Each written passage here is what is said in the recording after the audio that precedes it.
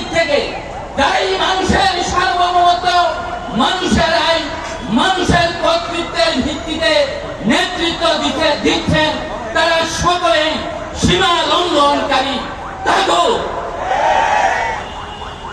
আমি আরো আপনাদের সাথে বলতে চাই, দেশ স্বাধীনের পর থেকে যারা এই বিভিন্ন সময়ে রাষ্ট্রীয় ক্ষমতায় এসেছেন এবং বর্তমানে ডক্টর ইউনূস সহ যারা রাষ্ট্রীয় ক্ষমতায় আছে, তারা সকলেই সমাজ রাষ্ট্র গঠন এবং পরিচালনায় ইসলাম নয়, গণতন্ত্র তাগুতি ব্যবস্থার ভিত্তিতে সমাজ রাষ্ট্র গঠন এবং পরিচালনা করে আসছে।